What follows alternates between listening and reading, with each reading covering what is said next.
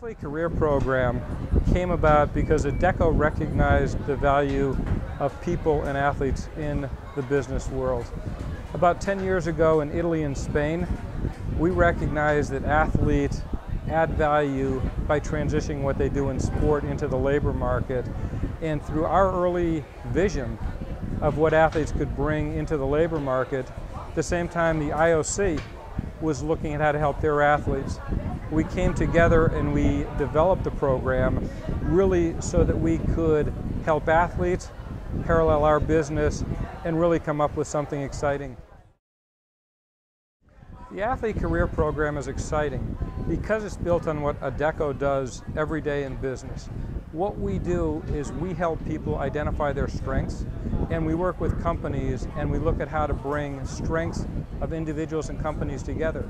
The Athlete Career Program is nothing more than an extension of that with athletes, and we look at what they develop and deliver every day on the field of play, and we help them bring that to business, and we help companies recognize what they're looking for and create a marriage between the two.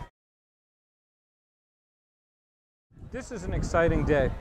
Adecco and our team here in Singapore and people around the world have been able to participate at the inaugural Youth Olympic Games here in Singapore.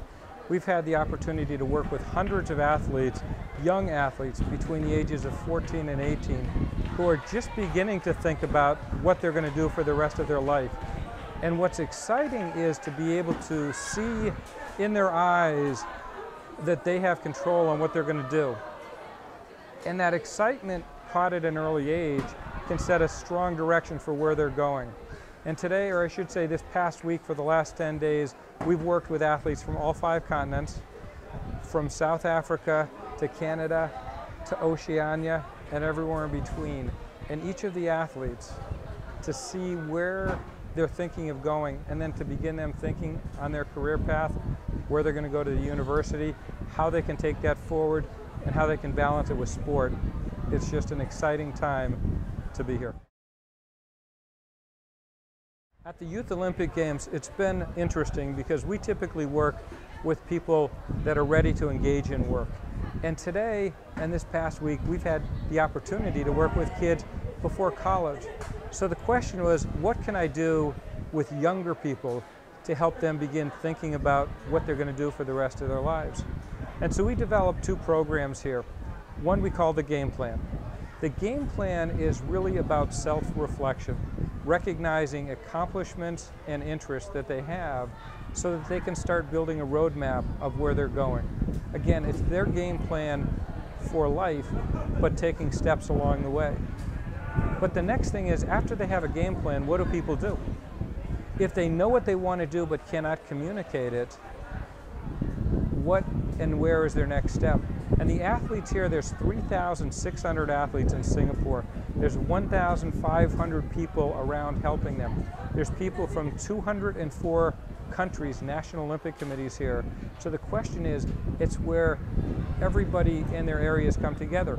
So the second program we came up with was networking. Networking is an extension of communication. How can I meet somebody that may be able to help me later on?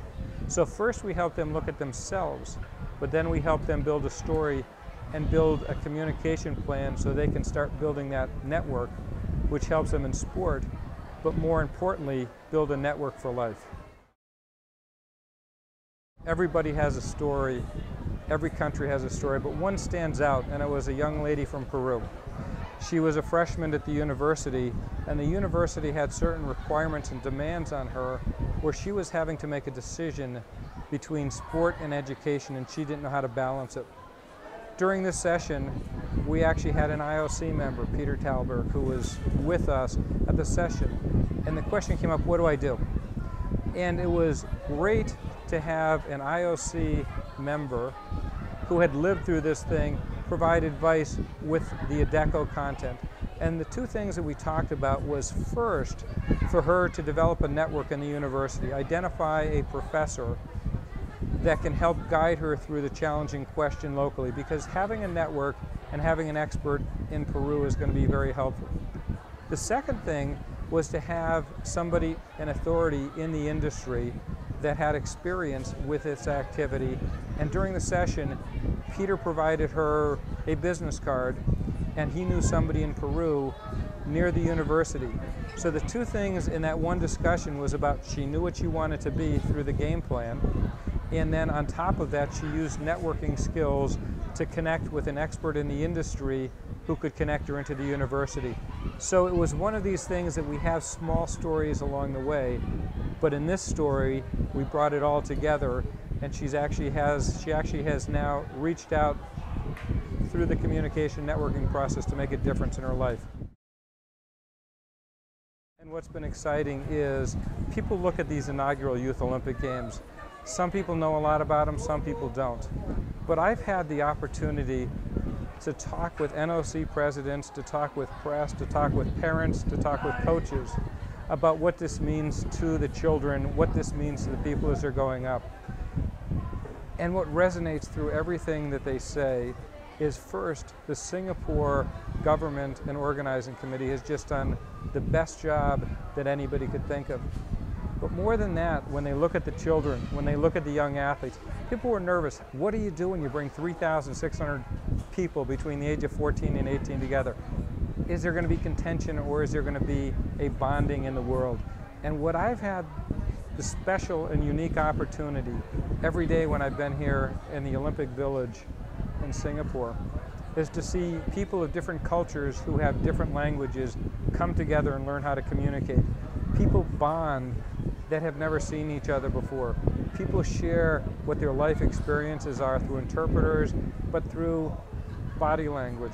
And it's just been a special moment to be part of something that is the first of what I think will be a resounding movement in the Olympic family, and that's the Youth Olympic Games continuing on for quite a while.